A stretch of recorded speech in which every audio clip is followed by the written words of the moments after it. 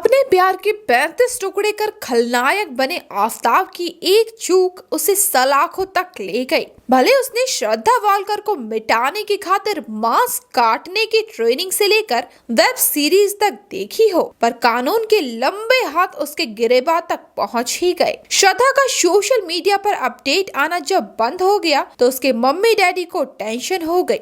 उन्हें लगा जरूर कोई ना कोई बात है।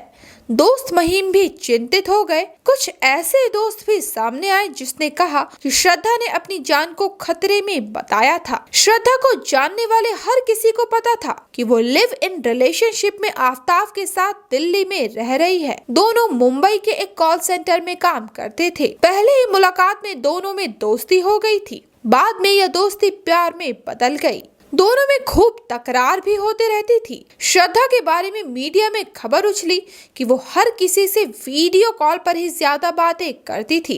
इस पर आफताब ऐतराज जताता था, पर उसकी आदत नहीं बदली। दोनों मोहब्बत की राह में इतने करीब आ गए कि उनके कुछ करीबी बैरी बन गए थे। श्रद्धा के घर वालों को भी यह रिश्ता पसंद नहीं था। जब घर वालों ने श्रद्धा को खरी खोटी सुनाना शुरू की तो वो मुंबई से दिल्ली आ गई। आफताब के बारे में मीडिया में ये खबर भी उछली है कि वो मुंबई में ही शेफ तक बना ताकि वो मांस काटने का तरीका सीख जाए। वहीं कई भयानक वेब सीरीज तक देखी। आफताब ने खतरनाक इरादा बनाया और रूह कपा देने वाले भयानक कांड को अंजाम दे गया। अब हर रोज उसकी हैवानियत की हद पार कर देने वाले अनेक तरह के किस्से सामने आ रहे हैं। श्रद्धा के रहस्यमयी ढंग से गायब हो जाने के बाद सबसे पहले शक आफताब पर गया।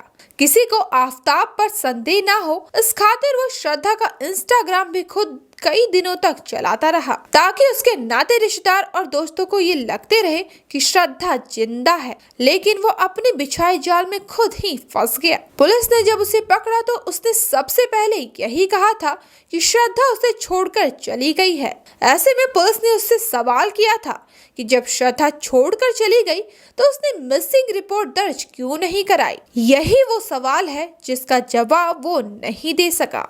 इस भूल चूक को महरौली पुलिस अहम सबूत मान रही है। अब तक पुलिस ने उसके खिलाफ साक्ष्य और सबूत जुटाना शुरू कर दिए हैं। अलग अलग टुकड़ों में मिले बॉडी पार्ट श्रद्धा के ही हैं। यह पुख्ता करने के लिए पुलिस उसका डीएनए टेस्ट कराएगी। वहीं आफताब का भी नार्को टेस्ट करने का मन बनाया है। मिले अवशेष श्रद्धा के हैं या फिर किसी जानवर के, इस बात की पुष्टि डीएनए टेस्ट से ही हो पाएगी। वैसे मीडिया में आई खबरों में दावा किया गया है कि मिले बॉडी के पार्ट्स किसी लड़की के ही हैं। ब्रूटल मर्डर में इस्तेमाल चॉपर, आरी और ब्लेड जिन दुकानों से खरीदे गए उन दुकानदारों ने भी आफताब की पहचान कर ली है। कुछ सामान ऑनलाइन खरीदे गए, उसकी भी डिटेल पुलिस ने हासिल कर ली है।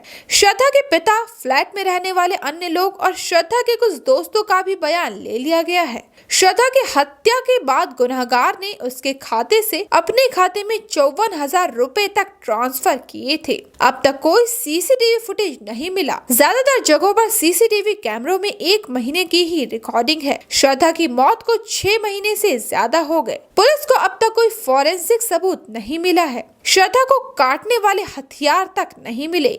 वो कूड़े के ढेर में दफन हो गए। आफताब के घर से खाली फ्रिज मिला। सबसे हैरान करने वाली बात ये सामने आई कि आफताब लड़कियों का शौकीन है। उसके कई लड़कियों से नजदीकी संबंध रहने का दावा किया जा रहा है। कोहराम लाइव के लिए भावना ठाकुर के साथ आरती गुप्ता की रिपोर्ट।